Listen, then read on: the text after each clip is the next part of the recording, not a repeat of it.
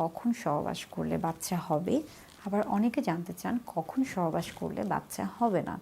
অর্থাৎ অনেকে এই যে ঝুঁকিপূর্ণ যে সময় সেটা সম্পর্কে জানতে চান, আবার অনেকে এই যে সোনালি যে সময়টা সেটা সম্পর্কে জানতে চান, যেটাকে আমরা খুবই সংক্ষেপে বলে থাকি অনেক ক্ষেত্রে ডেঞ্জার পিরিয়ড, আবার অনেক সময় বলে থাকি গোল্ডেন পিরিয়ড। কার জন্য ডেঞ্জার পিরিয়ড বা কার জন্য গোল্ডেন পিরিয়ড, এটা আসলে নির্ভর করবে একজন দম্পতি কী চাচ্ছেন। তিনি যদি সন্তান নিতে চান তাহলে তাকে নির্দিষ্ট একটি পদ্ধতি অবলম্বন করতে হবে। তিনি যদি সন্তান নিতে না চান তাহলে তাকে নির্দিষ্ট একটি পদ্ধতি অবলম্বন করতে হবে। আজকে মূলত একটা ভিডিওতে সহবাস কখন করলে বাচ্চা হবে না এবং কখন করলে বাচ্চা হবে, দুটো বিষয় নিয়ে একই সাথে আলোচনা করার চেষ্টা করব। আশা করি তাহলে আপনাদের মাঝে যে সমস্যাগুলো ছিল বা এই বিষয় নিয়ে যে প্রশ্নগুলো ছিল বা যে ধারণাগুলো ছিল, সেই ধারণাগুলো খুব সহজভাবে আপনারা জানতে পারবেন। গবেষণায় দেখা গেছে American centre of obstetric and gynaecology, সেখানে একটি গবেষণা হয়েছে এবং সেখানে মূলত বলা হয়েছে যে একজন নারীর যদি মাসিক চক্র 28 দিনের হয়ে থাকে, এবং আমরা যদি এভাবে ধরে থাকি যে 25, আমরা যদি বলি যে 28 দিন, অর্থাৎ প্রত্যেক মাসে 28 দিনে তার মাসিকটা হচ্ছে, এভারেজে আমরা এটা ধরে নিতে পারি 21 থেকে। সেই ক্ষেত্রে দেখা যায় যে ওভুলেশনের যে বিষয়টি থাকে সেটাকে 21 থেকে 25 দিন পর্যন্ত যদি কারো মাসিকের সময়টি থেকে থাকে এবং সেই ক্ষেত্রে 28 যদি গড়ে হয়ে থাকে, আমরা সেই ক্ষেত্রে বলে থাকি যে ওভুলেশন মূলত 14তম দিনে হয়ে থাকে। অর্থাৎ যেদিন থেকে মাসিক শুরু হচ্ছে সেদিন থেকে 14তম দিনে এই যে ওভুলেশনের যে সময়টা, এই একটা দিনই কিন্তু সবচেয়ে গুরুত্বপূর্ণ ডিম্বাণু নিষিক্তকরণের ক্ষেত্রে, অর্থাৎ বাচ্চা গ্রহণের ক্ষেত্রে। অর্থাৎ ওভুলেশনের 14তম দিনে বাচ্চা হওয়ার সম্ভাবনা সবচেয়ে বেশি থাকে। অনেকে এটাকে আবার বলে থাকেন যে ওভুলেশনের হয়তোবা আরও এর পাশাপাশি আরও 2-3 দিন, যদি আমরা 14তম দিন ধরে থাকি তাহলে 13 থেকে 15তম দিন, এই 13, 14, 15 এই দিনে সহবাস করলে সহজে বাচ্চা হওয়া সম্ভব। ইংল্যান্ডের জার্নাল অফ সেক্সুয়াল মেডিসিন, সেখানে বলা হয়েছে যে সহবাসের ক্ষেত্রে যে দিনগুলোতে সহবাস করলে খুব সহজে বাচ্চা আসবে সেই দিনগুলো মূলত ওভুলেশনের সাথে সম্পৃক্ত। এবং সেই ক্ষেত্রে দেখা যাচ্ছে যে অনেক সময় আমরা যখন বলছি যে ওভুলেশনের 14তম দিন, অথবা আরেকটু সহজভাবে যদি বলে থাকি সেই ক্ষেত্রে মাসিকের মধ্যবর্তী যে দিনগুলো রয়েছে সেই দিনগুলোতে যদি সহবাস করা হয়ে থাকে তাহলে বাচ্চা গ্রহণ সহজ হয়ে থাকে। অর্থাৎ যদি এভাবে বলে থাকি যে 10ম দিন থেকে 20তম দিন বা 21তম দিন যেটা রয়েছে, এই 10 দিন, অর্থাৎ একটা মাসিক, একজন নারীর শরীরে মাসিক যদি 28 দিনের চক্র হয়ে থাকে তাহলে সেই ক্ষেত্রে 10ম দিন থেকে এই যে 21তম বা 20তম দিন রয়েছে সেই দিন পর্যন্ত, অর্থাৎ এই 10 দিনে তিনি যদি সহবাস করে থাকেন তাহলে তার খুব সহজে বাচ্চা গ্রহণ সম্ভব হয়ে থাকে। পাশাপাশি দেখা গেছে যে জার্নাল অফ হিউম্যান রিপ্রোডাকশন, সেখানেও বলা হয়েছে যে সহবাসের ক্ষেত্রে যদি আমরা সময়কে গুরুত্ব দিয়ে থাকি তাহলে সেই ক্ষেত্রে আরেকটি গুরুত্বপূর্ণ বিষয় হচ্ছে যে ডিম্বাণু এবং শুক্রাণুর যে সময়টি রয়েছে, অর্থাৎ শুক্রাণু দেখা যায় যে স্ত্রীর জরায়ুতে সর্বোচ্চ 3 থেকে 5 দিন পর্যন্ত থেকে থাকে। এটাকে আমরা অনেক সময় 72 ঘন্টা থেকে 120 ঘন্টা পর্যন্ত বলে থাকি।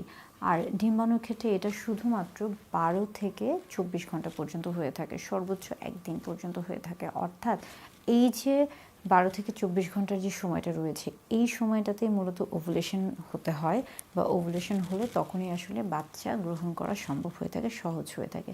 তাহলে এই বিষয়টাও খেয়াল রাখতে হবে যে এই সময়ে যদি কারো সহবাস হয়ে থাকে তাহলে সহজে বাচ্চা গ্রহণ করা সম্ভব হয়ে থাকে। অর্থাৎ সহবাসের ক্ষেত্রে কোন সময়ে সহবাস করলে বাচ্চা গ্রহণ সম্ভব হয়ে থাকে এটা যেমন জানা গেল, আরেকটি গবেষণায় বলা হয়েছে, মূলত WHO একটি গবেষণা, সেখানে খুব সহজভাবে বলা হয়েছে যে কোন সময়টাতে সহবাস করলে বাচ্চা গ্রহণ সম্ভব না। এবং সেখানে বলা হয়েছে একজন মায়ের মাসিক বা একজন নারীর মাসিক যদি 28 দিনের চক্র হয়ে থাকে এবং সেই ক্ষেত্রে প্রথম 7 দিন এবং পরবর্তীতে যদি আমরা বলে থাকি 21তম দিন থেকে 28তম দিন পর্যন্ত, এই যে লম্বা সময়টা, এই যে প্রথম মাসিকের প্রথম দিকে এবং শেষ দিকে যে সময়টা, এই সময় সহবাস করলে সহজে বাচ্চা গ্রহণ সম্ভব না, কারণ ওভুলেশন মধ্যবর্তী সময়ে হয়ে থাকে। অর্থাৎ একই গবেষণা হয়েছে বা বিভিন্ন ধরনের গবেষণা হয়েছে, কোনো গবেষণা দেখা গেছে যে কখন সহবাস করলে বা মাসিকের কোন সময় সহবাস করলে বাচ্চা গ্রহণ সম্ভব, আবার একইভাবে গবেষণা হয়েছে যে মাসিকের কোন সময় সহবাস করলে বাচ্চা গ্রহণ সম্ভব না। অর্থাৎ প্রত্যেকটা বিষয় সহজভাবে জানা গেল। আরেকটু সহজভাবে আমরা যদি জানতে পারি বা আমরা যদি জানতে চাই, তাহলে সেই ক্ষেত্রে বলতে হবে যে খুব সহজভাবে আমরা বলি যে কেউ যদি বাচ্চা গ্রহণ করতে না চায়, তাহলে তাকে খেয়াল করতে হবে যে স্ত্রীর মাসিকের সময়টাকে যদি 28 দিনে আমরা কল্পনা করে থাকি, অর্থাৎ যদি রেগুলার সাইকেল নিয়মিত মাসিক চক্র হয়ে থাকে এবং সেটা যদি 21 থেকে 35 দিনের মধ্যে হয়ে থাকে এবং সেটাকে এভারেজে যদি আমরা গড়ে 28 দিন ধরে থাকি, তাহলে মধ্যবর্তী যে 14তম দিন রয়েছে, অর্থাৎ প্রথম যেদিন থেকে মাসিক শুরু হচ্ছে, যেটাকে আমরা বলে থাকি first day of last menstrual period, সেই প্রথম থেকে সপ্তম পর্যন্ত যে দিন রয়েছে, এই কয়দিন সহবাস করলে বাচ্চা হবে না।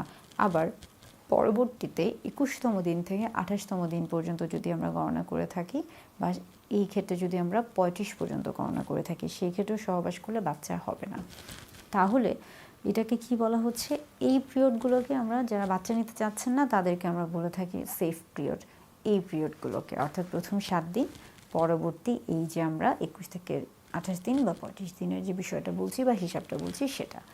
আচ্ছা, তাহলে যারা বাচ্চা নিতে চাচ্ছে তাদের ক্ষেত্রে গোল্ডেন পিরিয়ড কোনটা, বা তাদের ক্ষেত্রে কোনটা সময়কে বা কোন সময়কে সবচেয়ে বেশি সুবর্ণ সময় বা সোনালী সময় বলা হয়ে থাকে, সেটা হচ্ছে মূলত এই যে মধ্যবর্তী যে সময়টা, এই সময়কে। অর্থাৎ যেহেতু ওভুলেশন 14তম দিনে হচ্ছে এবং সেই সময় ডিম্বাণু আসছে এবং সেই সময় শুক্রাণু গিয়ে নিষিক্তকরণ হচ্ছে, ভ্রূণ তৈরি হচ্ছে, জাইগোটের মাধ্যমে ভ্রূণ তৈরি হচ্ছে, সেখান থেকে বাচ্চা গর্ভস্থ হচ্ছে।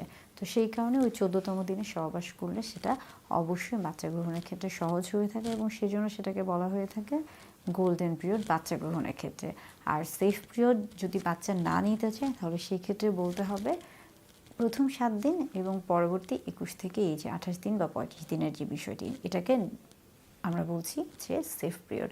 আবার যারা বাচ্চা নিতে চাবেন না, তাদের জন্য ডেঞ্জার পিরিয়ড হচ্ছে মধ্যবর্তী যে সময়টা ছিল, অর্থাৎ এই যে ওভুলেশনের মধ্যবর্তী যে আমরা বলছি যে 10ম দিন বা মাসিকের মধ্যবর্তী যে 10টা দিন রয়েছে, এই দিনগুলো, এই হিসাবটা আমার মনে হয় যে এই হিসাবটা প্রত্যেক নারীর বা প্রত্যেক স্বামী স্ত্রী উভয়েরই জানা দরকার। তবে একটা বিষয় খুবই গুরুত্বপূর্ণ, সেটা হচ্ছে যে শুধু মাসিকের বিষয়টা জানলেই চলবে না। সবার ক্ষেত্রেই কিন্তু এই সময়টা সবসময় যে নিশ্চিত হতে হবে, এভাবেই হতে হবে এমন কোনো বিষয় নয়। অনেকের বিভিন্ন ধরনের শারীরিক সমস্যা থাকতে পারে, কিংবা এর পাশাপাশি আরও বেশ কিছু বিষয় থাকে যেগুলো মেনে চলতে হয়। কারণ শুধু যে এই হিসাবটাই সবসময় সঠিক হবে তা নয়। একজন নারী শরীরে যদি হরমোনের কোনো তারতম্য থেকে থাকে বা অন্য কোনো সমস্যা থেকে থাকে, সেই ক্ষেত্রে কিন্তু এটা কম বেশি আগে পিছিয়ে যেতে পারে। তাই সবসময় যদি কোনো ক্ষেত্রে যদি মনে হয় যে বাচ্চা নিতে চাচ্ছেন না, সেই ক্ষেত্রে আসলে আপনারা অবশ্যই চেষ্টা করবেন কন্ডোম ব্যবহার করার। আর যদি বাচ্চা নিতে চান, তাহলে সেই ক্ষেত্রে এই নিয়মটা মেনে চলতে পারলে সবচেয়ে ভালো। তবে এটা কখনোই শতভাগ নিশ্চিত না যে এই নিয়মে চললেই বাচ্চা হবে কিংবা হবে না।